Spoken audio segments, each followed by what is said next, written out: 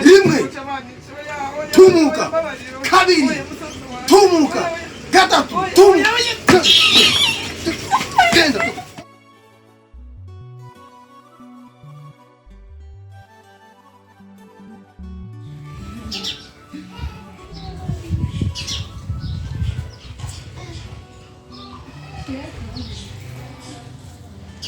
Sandra mwana wanje. Umeze gute kibondo ngwino kwanza ubumwe. Siko ndakumva. Kwari kudashaka kumvugisha umwana wanje. Sandra. Ugiye gukora iki wewe? Oya agenda ndigushaka. On data bude yavuze gucandika. Ntagushaka ngaha. Kandi twene tuzibiki kuzenya ahubwo hari sono ugiye ujye gukora iki? Yatubwiye nta soni ngira jewe. Urashobora kumbwira ngo nta soni mfise jewe. Nibyo kinde byose urashobora kuba ukukindira muri rugo. Wewe ufise uburenganzira bwo kumbwira ngo sindakwinjira. Ubu rero nta bubasha ngo mwana wanje. Ariko uyu mwana wanje mutwara mu vyiko kuko mutwara n'umwana wanje mu vyiko. Umutware. Sandra ngo tugende. Igihe wamuta ukagenda. None Sandra Mwana wa Fred wawe twene ndigushaka yavuze uje ngashaka kwirukana. Sandra ngo bari abasi mwana wanje ndakwinjirize no kugenda gukora. Ntabyo gukora. Wowe urambuza gute se umwana wanje urambuza gute ko nkora ku mwana Nimba wanje. ushaka rero Wawe. Cyangwa uwawe. Sindagushaka. Sandra ngo ndakubwire ko nimba uvuye gukora imyanda wewe gufata ukuboko niwo wavyaye. Niwo wavyaye. Niwo wavyaye. subiri uko wowe uranzira umwana gute. Niba nyakagureka nyake wenyine ubyo ibisabye byanje. Sandra. Oya agenda kwa Fred. Ngo mwana wanje ndakubwira wasinda gusa urazi ko ndi mama wawe. Unibiki wewe nibiki bararoze mwe Genda subiri uko Sandra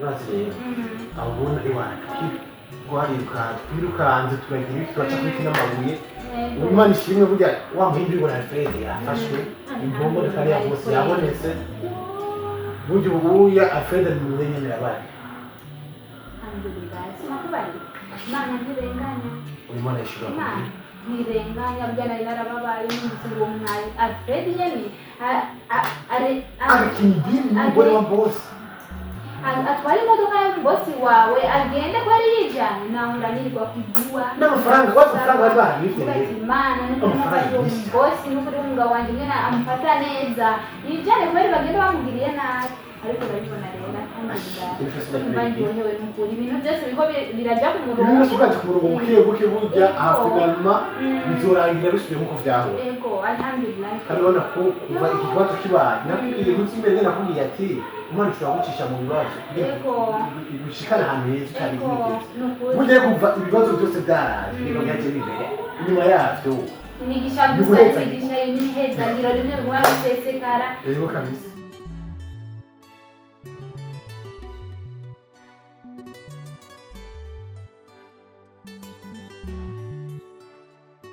Nziza. Oi. Una doutora muito gordo. Papa Sandra. Nawe nukusigaye imeze. Uyu yicarana nawe nkanje. Ni ntambugeze. Wicarana n'umukozi wawe. Mu mashine neza na neza waregetse umutwe n'uko twimana. Ubu iminsi ngahe yonyine igihe ihaciye. Ubu wibagiye ko ufise umugore.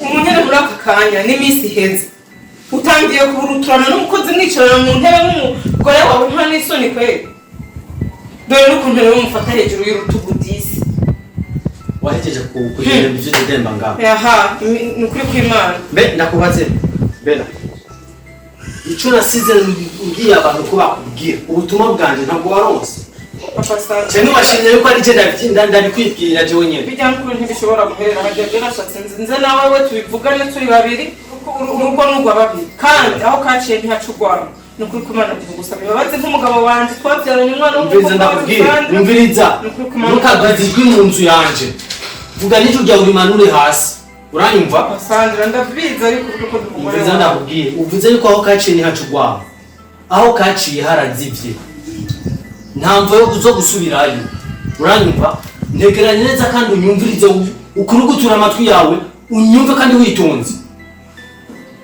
niki ntaguhaye amahera inzu impuzu ibiraco niki ntaguhaye jewe nk'umugabo wawe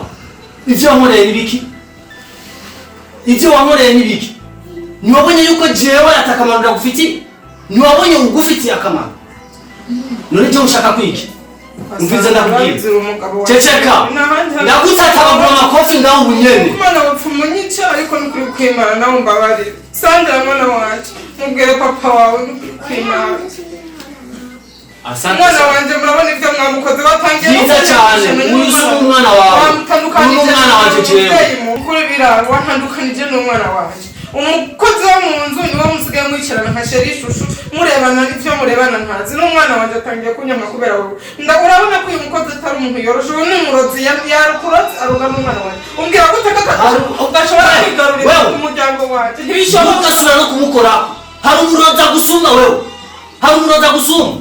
warasigaye gusa kugendera mu bitaro nta n'ikintu usigaje hari ikindi nifuza ndakubwira guhera aka kanya sindagukeneye mu nzu yanje nuri umugore wanje nta n'ikintu na kimwe nkeneye iwawe ibyo wagiye utwaye n'ibijya nyene nta bintu udasubira kuronga bivu iwanje jewe nukuri kumana numvise ngenda nukuri kwimana jewe umbabarire urazi nk'umugabo wanje umbabarire nukuri buri munsi baravuga bati isi irazunguruka rero uno munsi yakuzungurukiye uraza kuronka ikizunguzungu urabona ubu witwa ko ari umurozi uwo witwa yuko ari umwana mubi ari wagufatira umwana wawe nabi uyu niwe yagufatiye umwana wawe neza aramugwaza aramuha imiti aramwitaho inzu wasize yicafuye niwe yayisukura impuzu zanje jewe umugabo wawe hari umunsi wari ngo urazimesa hari umunsi uraba numviriza ndakubwira kandi iki kintu ubishire mu mutwe kije no mu maraso yawe uyubona uyu niwe ngiye kubaka nawe urugo wiki we yasinoptemera ya nasohoke singabyemera ndagutabagura amakofi munyene sokera mu nzu umwana wanje ndamutwara ndagukubitira byo sokera mu nzu umwana wanje sure umwana wanje bakuroza umuhungu hari umwana wazanye ngaho ntiwamusanze ngaho ntiwamubwiye ngaho umwana sohoka mu nzu vira mu nzu we sure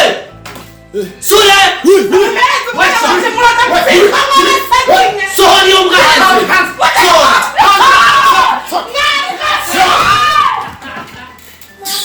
urabona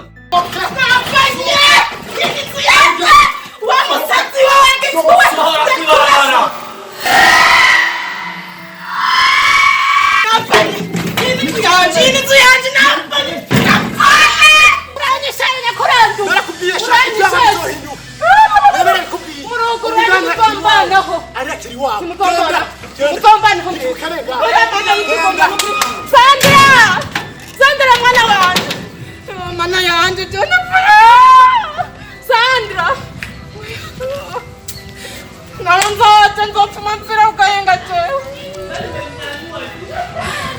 mukurura ubu ndapfira ukayenga jewe oya nopfuma niyahura jewe nukuri kw'Imana nta numvise nje ibigabo vyogatsa ndyoneye gutsindwa yo